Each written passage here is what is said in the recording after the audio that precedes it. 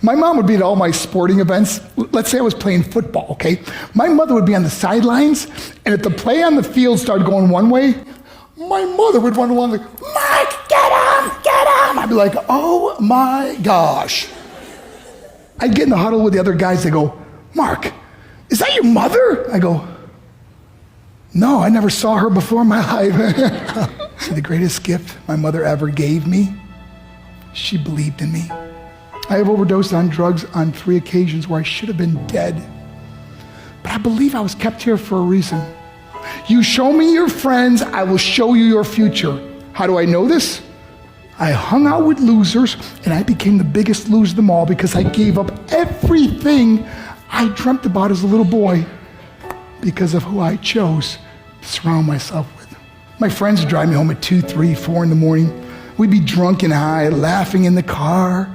We'd pull up in front of my house in New York. They go, Mark, the light's on. I go, oh man, my mother's up. See, my mom wouldn't go to bed until she knew her son was still alive.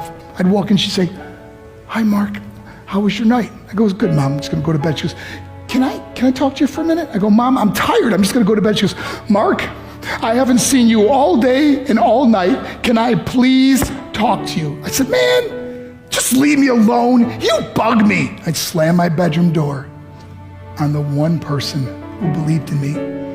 I was on a worldwide tour and we were wrestling overseas in Japan. After my wrestling match, I went upstairs in my hotel room and I fell asleep. There was a knock at my door at 3 o'clock in the morning. I got out of bed and I looked through the safety window and I could see it was a Japanese promoter. So I opened the door and he said, Mark, you need to call home. There's been an emergency.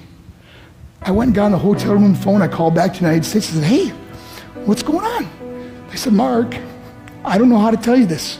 I said, just tell me what happened. All of a sudden they started crying. They go, Mark, I can't tell you. I said, just say it. They said, Mark, your mother died. I just threw the phone down. I ran out of my hotel room. I took the elevator to the lobby, and when the doors opened up, I just ran out into the street. I mean, there was no cars, there was no people. It's 3 o'clock in the morning.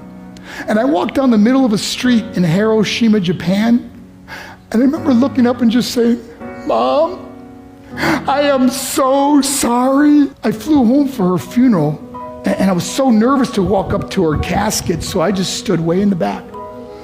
And I kept looking from a distance. I kept thinking to myself, Mom, please wake up.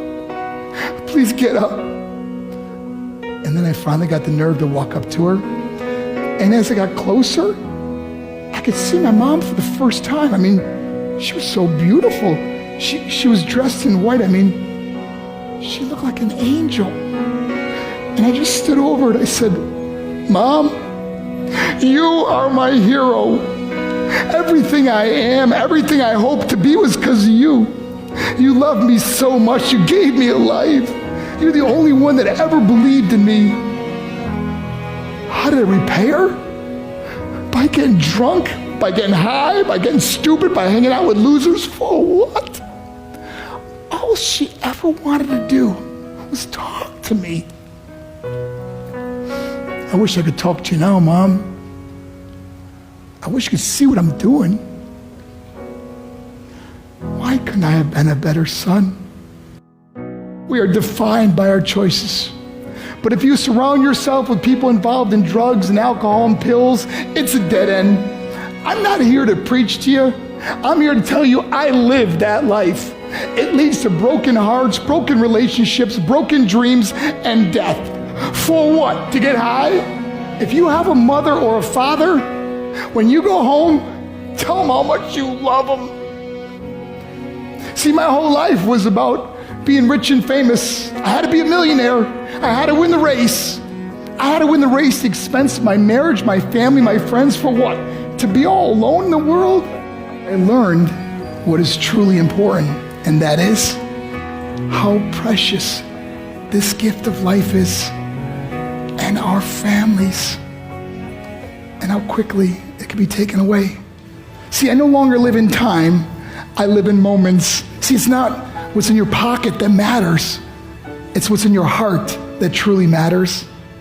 Love Love is just a word until somebody comes along and gives it meaning. You're the meaning.